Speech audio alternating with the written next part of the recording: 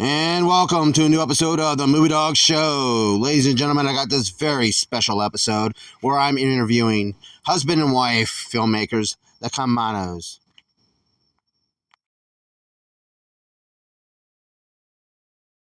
Well, guys, I appreciate this. I know we've had to hold this off a few times, but I am happy to have you guys here on the show. I'm really impressed, and I really would like to get to know how you guys balance a marriage and making movies at the same time. That is very. When I found you guys on Facebook and was following you guys again, how do you guys manage something like this? I mean, is it a big struggle, or is it something that just has been like just coasting very smooth and easily for you guys? I'll let Anthony answer. Well, there are some things that come pretty easy for us. There are other things that we just have to figure out as we go along. I think we're getting better about doing things because there's certain things that she's good at that I'm not good at. And then, I kind of just try to support what she's doing. Really depends. We have different jobs on the film sometimes, so it kind of makes it easier for us to just do what we're expected to do. It's basically he does what he's good at, I do what I'm good at, and we don't clash. So how did you guys meet? Was this something that was really just something that was just kind of happen, like fate? Or was it something that, hey, I know this young lady who loves what you love and you guys should, meet? How did it, was it something organically, or was it just something that just, boom, you guys just kind of came together on fate? I was actually on a different podcast show with another host. I was a co-host, and we were interviewing Anthony for a previous film that he was going to make, but that he put on hold. So that's how we met. Oh, wow. So you lucked out on two parts then, man. You got a good you got an interview about your project, and you ended up getting your soulmate. Yeah. Yeah, she was interviewing me, and we just started talking after that. And she was actually in Florida. I was in New York, and I ended up going down there for a while to be with her. So what part of Florida are you from, Maddie? Wekiwachi, Florida. No way, really? Next north of Tampa. Yeah, I'm from Citrus County. Oh, okay, yes. Yep, born and raised. Pretty sure I'll be buried here, too. My son is actually a firefighter there. Who's that? My oldest son. Oh, really? My oldest child, my son, yeah, he's a firefighter. Oh, so was my dad. Citrus County. Yeah, so was my dad over at Gospel Island for many years ago. So, small world. Yes, it is. So, right now, when it comes to the projects that you are working on right now, if you guys can, starting with you, Anthony, what is the project that you're working on right now that has been your main focus? Well, we're filming Friday the 13th Blood Loss. It's a high-end fan film. It's featuring Ari Lehman. He's the original Jason Voorhees from the very first Friday the 13th movie. I met him. Yeah, he says he's the boy in the lake. Yep. So he's in the movie with us.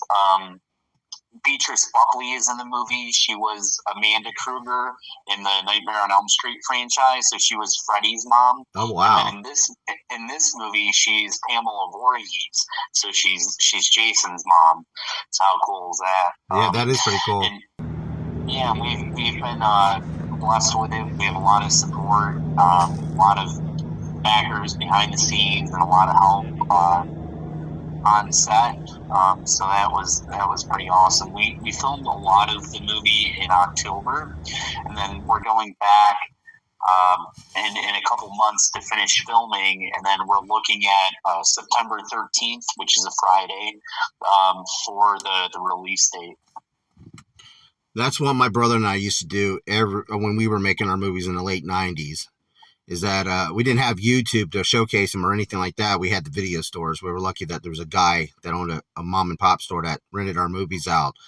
But we would always make sure that we filmed during the wintertime or during the autumn or sometime, like anytime that it was cool, because we tried doing that stuff during the summertime and like it was like, no way, we can't do this. And I sweat like ice when I'm out in the heat and everything. So it's just brutal, and by the end of the day, you just don't want to do it. I'd rather just freeze to death and film. So, but yeah, what inspired you to want to make start making fan films, or just a fan film was Friday the 13th? Because I mean, I look at them as they're the torchbearer of this franchise. It's to the point where I don't even want to call them fan films anymore, because they're so creative when it comes to the concepts and ideas, and they're even better than what the studios could ever put out anymore. I honestly just wanted to do a short, like 15-minute fan film.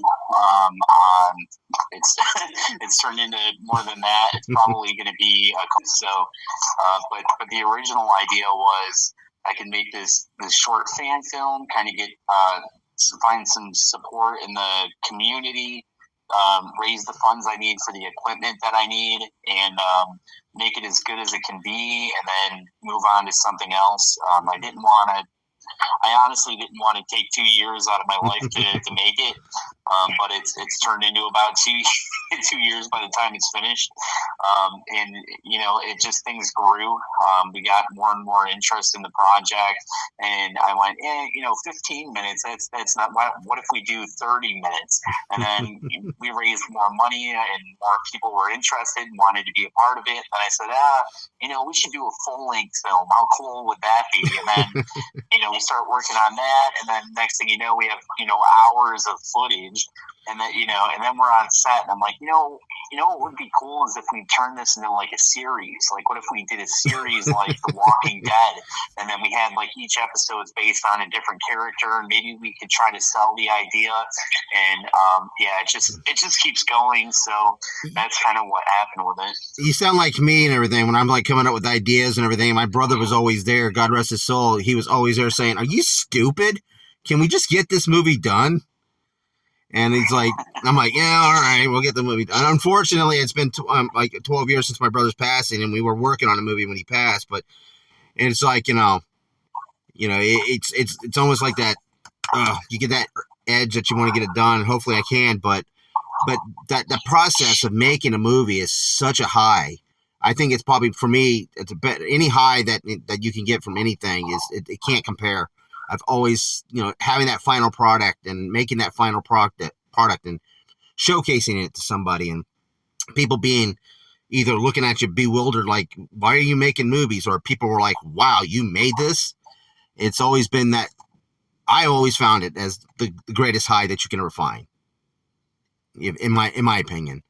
So, and that's one thing I love about, how technology has caught up with the independent filmmakers, and have opened up so many doors, and you don't have to go through those back doors like people did back in the old days of Hollywood and everything. They can avoid Hollywood altogether because we've got social media and all these formats to showcase the works now.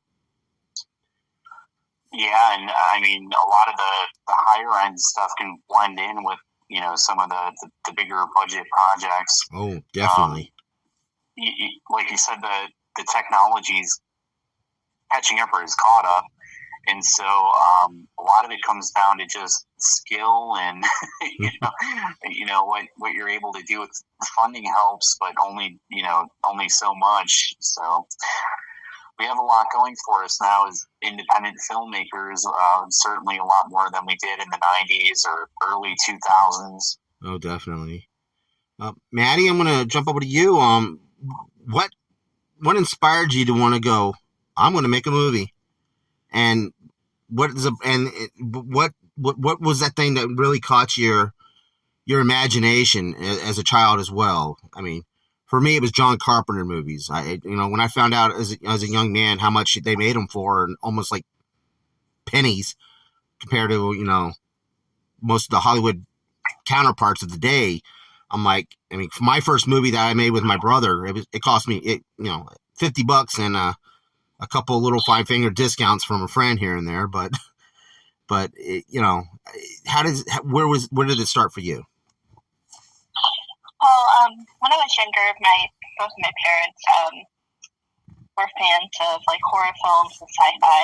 My dad was a huge horror host fan, and as I was growing up, basically it's like I had all of that where I was just growing up with it. And my parents decided that they wanted to put me in like acting, dancing, voice lessons, stuff like that. So I grew up in theater, and I had to take a break after I got sick when I was like 17 and everything. So I was taking like several year break after I had gotten a tumor and had surgery and everything because it damaged my equilibrium, so I couldn't dance. And that's what I was trying to set out for, was to do ballet. Yeah. But once I didn't start really doing anything again until 2020. When the pandemic hit, I was reached out to by Dr. Ghoul for the Dr. Ghoul show, and he asked me to be a part of it, wanted me to be one of the horror hosts on it, and to do like I had little segments where I would do like 3-minute vignettes and everything. And my youngest daughter, Emmy, who came up with the killer pizza idea, I can't wait to talk to you about that. Yeah, she started doing the show with me, and after that, that's when I did the podcasting, and the film stuff just kind of fell into place. Because when I was doing Dr. Ghoul, I would record my footage from home because it was during a pandemic, and I actually would send all of my footage out to a production studio out in California. So, and then it's after when I started doing the podcast and we started interviewing everybody with their independent films, it just kind of like went from there. Like, it was really interesting and it's really cool. Like, it was a whole nother world opening up basically. And it's been a lot of fun. So it was just the excitement and everything behind it. And Anthony asked me the one day, like when we had moved back up to Rochester, to start doing Friday the 13th Blood Lost. And I said, yeah, let's do it. So that's basically that. Well, with my mother and father, they worked at a drive-in theater, and my dad was a projectionist back when projectionists were unionized, and my dad was very knowledgeable about all that. So he worked on sets. He worked on movie sets as well, and he actually worked on the movie Walking Tall, the old one with Joe Don Baker. Our love, my brother and I's love for cinema began. So, and I can always remember my dad talking about, certain movies that you would see, like Bond, and certain, I remember my mom telling me when she was pregnant with me, going to see Star Wars, and it's stuff like that I'm so glad that I had the parents who I had and everything, because that love of cinema that they had came off on me, and then I get to tell my kids about standing in line 25 years ago for episode 1, which hopefully I get to do again here soon because it's been coming back out in theaters. But that's the thing about our parents and everything. There's some great traits that we can get from them that makes us who we are, and I'm glad to see that when you got hit with something that was life threatening, that you bounced back and you were able to it helped, because my mom, she passed away from cancer, and that's what got me into wanting to make films, in the mid 90s and everything, so I can break away from that depression.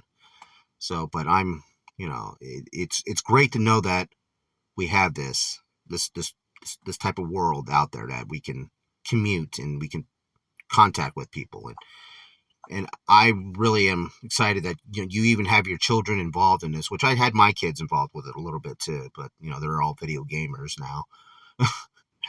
But how did you come up? I gotta ask you this: how did it come up with Killer Pizza? Because when I saw that image, that pizza pie with that grinning, I'm going to bite your face off look, I'm like, yeah. First and foremost, the first thing I got was Killer Tomatoes right on the brain. I mean, that poster to the first Attack of the Killer Tomatoes. I mean, that's the first thing that popped in my mind. I'm thinking, is this something close to it, please? I mean, how did this happen? Okay, so it's a really quick, simple story. Just sitting there with my daughter, and she asked me to make a killer taco film, and I told her, it's like, I was like trying to think about it. I was like, maybe not tacos, and then she looked at me. She's like, I know. She's like, a killer pizza movie, and then it was just really like, it was just yeah, let's do it. It was just like a very quick conversation, and it took me only a few minutes where I told her, it's like, okay, let's have it to be where the pizza shop owner is in debt to the mafia, and like there's some other things that happen to as to why he gets murdered and becomes a pizza, and it just took a couple of seconds. And she was just like, yeah, let's do it. She was okay with the storyline. Named the pizza after the pizza shop owner / pizza. I named it after my father. And then I named there's one of the lead characters is a stripper who teams up with the pizza and the pizza delivery boy. And I named her Marie after my mother. And both of my parents are deceased. So it was just kind of a way to kind of honor them in my unique way, and my daughter thought it was funny. My kids think it's funny. This is trauma film all around. I'm not kidding. This is one of my closest friends. His dad grew up with the guys who came up with trauma film, and this is a trauma film. If you ask me, I'm really intrigued by what you just mentioned. A stripper and a pizza boy. My father was. I think like he would sit there and watch like the Toxic Avenger and stuff like that. Was one of his favorites. He thought it was hilarious, and then of course it's just like any time like trauma had something. So yeah. So when people I get that a lot, and I'm like, oh yeah, I'm a huge fan. So it kind of did inspire it. Yeah. So how much? I mean, for you guys, how much time does this consume in your daily lives on top of, with kids and again with marriage and everything? Does this is there ever a day where you're like, oh, you just kind of want to just throw your arms up in the air? Or does it, as I said, as you guys said, it was like pretty much an easy transition to, from, okay, this is what we're doing today, and then we got to make sure it doesn't overlap with this. Is it something like that? Or it's something that we work on all the time. We're constantly working on graphics, working on videos to promote the campaigns for the films, talking with actors behind the scenes, talking with backers behind the scenes, working on getting perks for the backers, getting them shipped out so that people are not waiting forever to get their stuff, working on props for the films, costumes. There's always something. So we're constantly working, doing interviewing people ourselves, going live on Facebook to promote the films. I always try to make those too, as much as I can. Yeah, and right now we're kind of in the early stages of wanting to get involved with cons and things. So we're kind of working behind the scenes to come up with some fun merchandise that we can bring to cons to share with people. There's just always something going on. I'm constantly on my phone checking emails, getting the music ready for the movie, working with remote actors because we do some of that stuff too, so people can film themselves at home and send us the footage to use in the movie. We do a lot of that stuff, so we're constantly working and doing something. Wow. Well, I commend you guys, because I know my brother and I, on the last film that we worked on, we worked on overnight at Walmart, and we had basically most of the crew that we worked with working in the movie with us, and it was was always a struggle. Somebody would not show up to work or call out. And I'm thinking, oh my God, because we were doing it during our lunchtime. So, and God, that was a long 6 months. And, you know, one of our main actors ended up getting fired because he kept no showing for work. And I'm like, oh God. And then trying to get a hold of him. It was so, and I had to get, I don't know how many different people I had to get to be a stand-in, because the guys, my lead actors, were wearing hoodies. So one of them, you know, can wear a hoodie the whole time. And the other guy can just walk around and wear his little wool hat. You know, so it was just, I got to one point, because the gentleman that was in question, that he was African American, and I had to paint one guy's hands, you know, because we were filming in black and white. I had to paint his hands, so, you know, he can, you know, pass as an African American. And I'm like, it can be, as I said, it can be one of the frustrating things to try to accomplish, but, you know, the end goal is always rewarding at the same time when you finally get something made. So, but I mean, I really commend you guys doing this. This is, I'm impressed. I'm really impressed that you guys can balance life, you know, and a career at the same time. And, you know, as I said, the title of this video, Love, Marriage, and Filmmaking, you guys really have shown that this can work. You know, you can have, as long as you have something planned out and everything, but you can, you know, really make it work.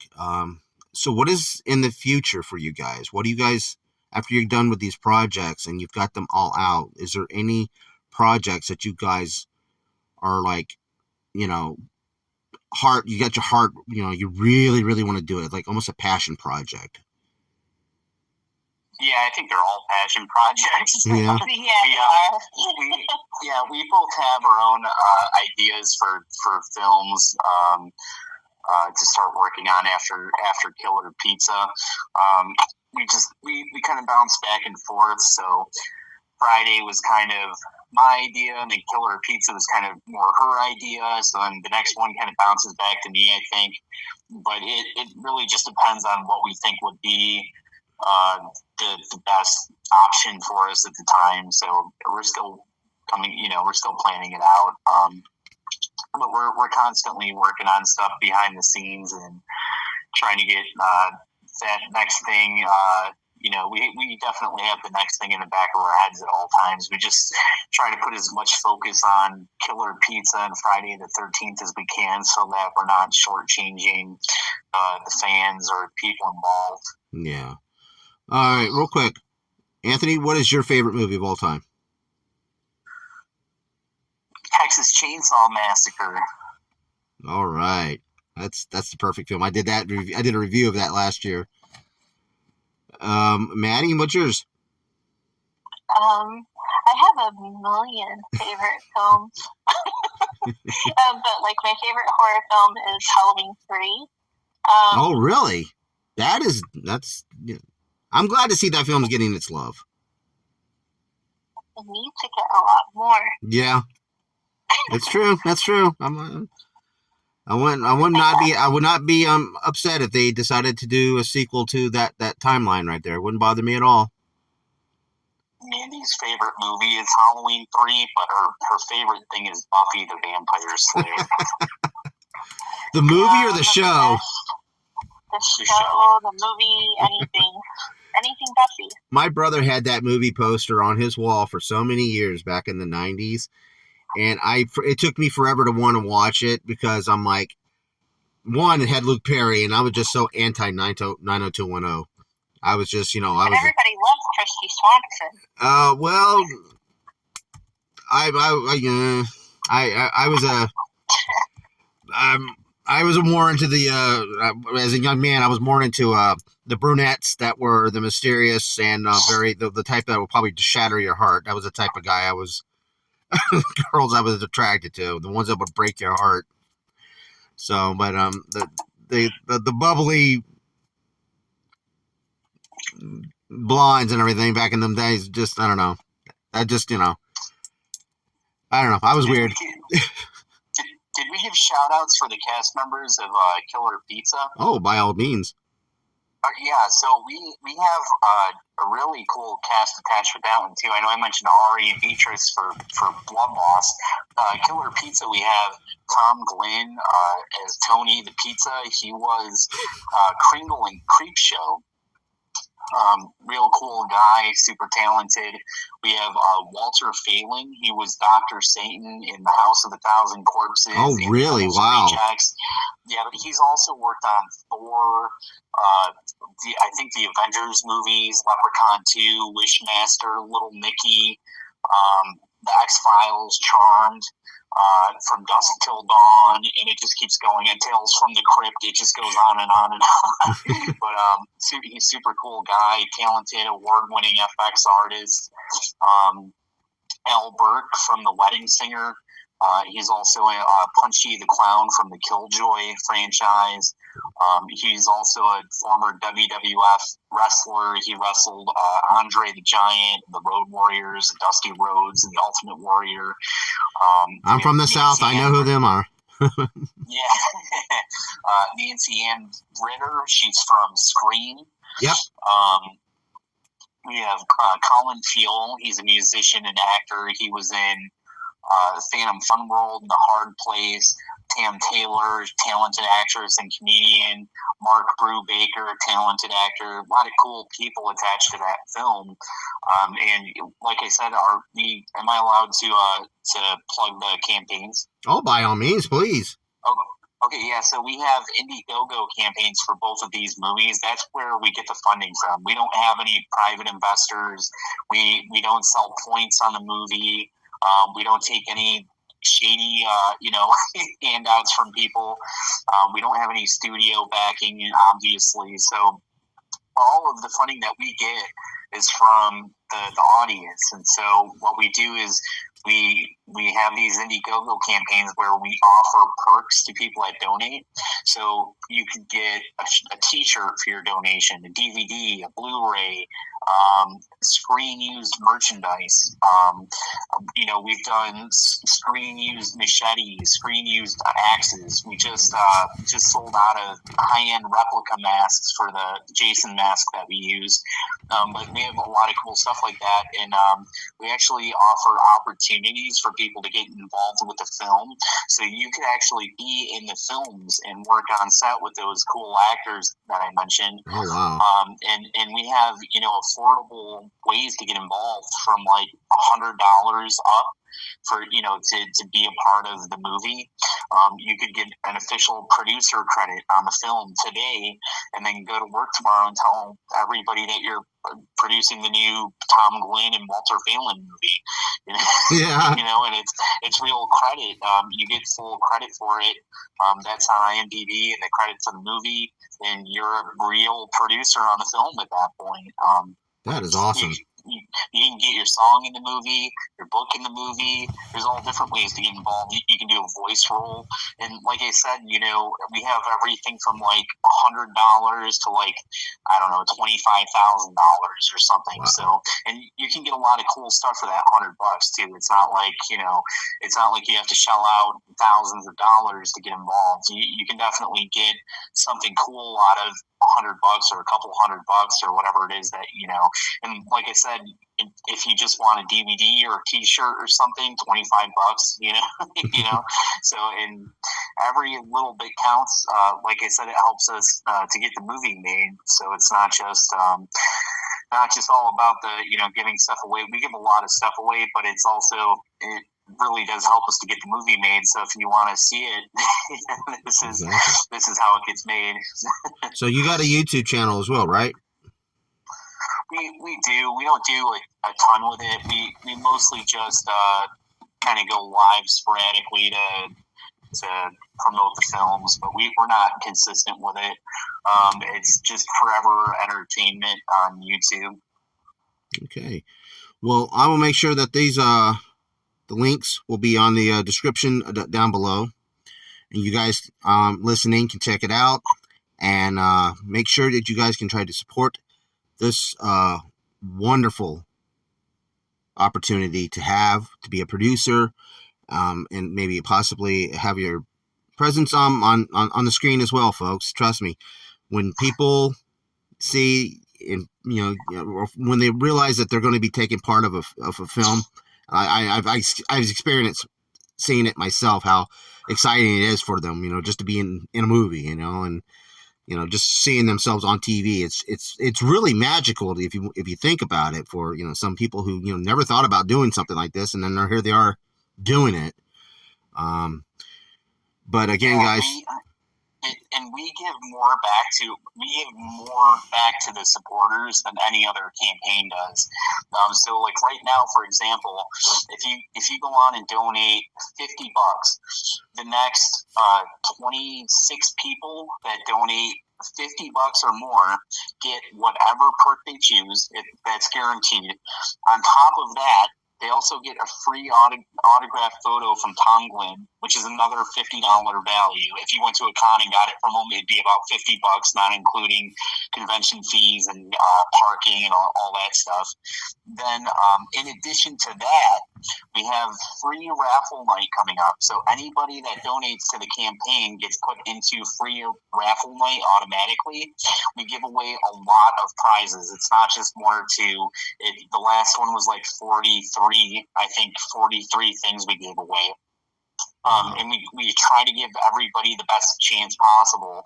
And if you win something, it doesn't cost you anything. It's 100% free. We ship it to you. We pay for the shipping, the whole thing.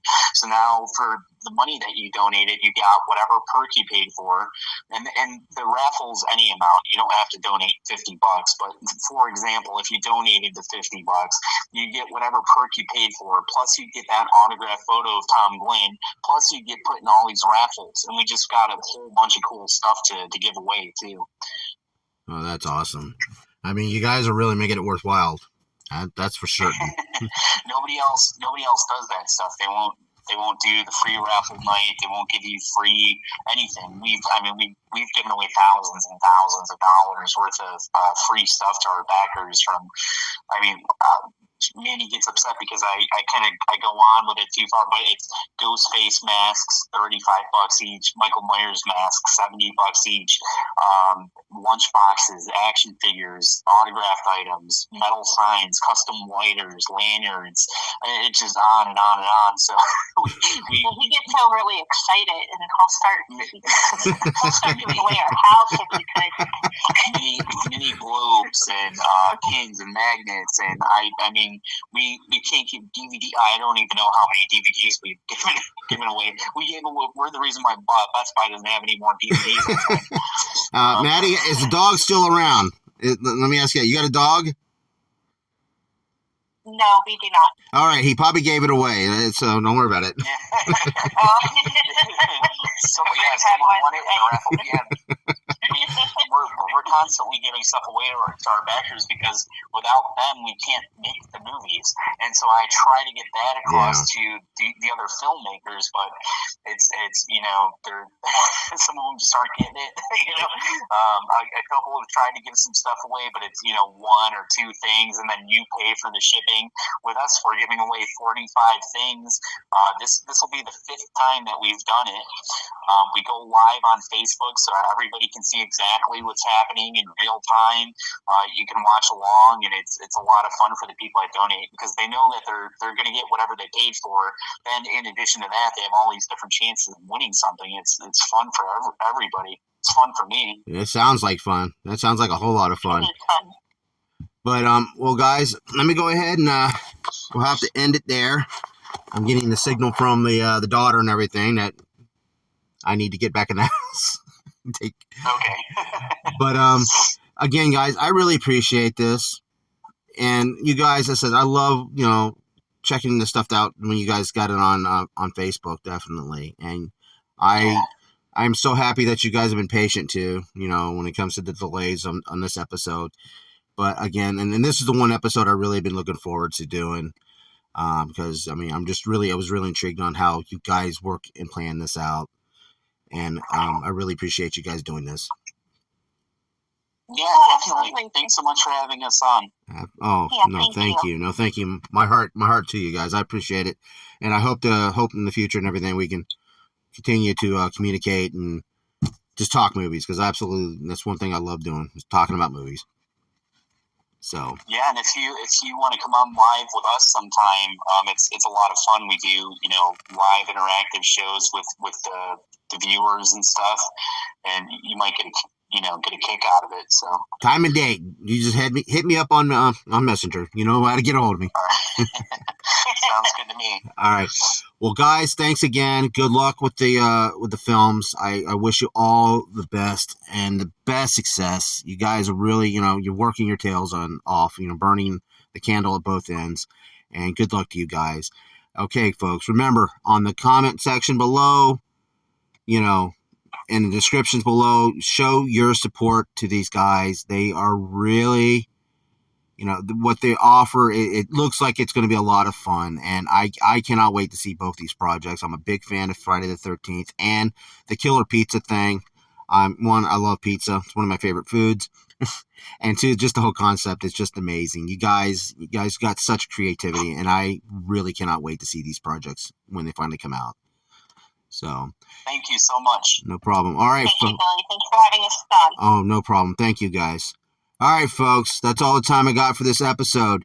Remember, check the description below for the links. Support these guys and their projects, and make their dreams come true. All right. Remember, a little girl came up with the idea for a killer pizza. Come on. Who wants to see that? I do. Okay. All right, folks. Again, thanks a lot, guys. Andrew, Maddie, thank you so much. And their links, check out their YouTube channel. Check them out on Facebook. I'll have everything on the descriptions below. Okay. Thanks for watching. And, folks, keep on watching. Until next time. Bye.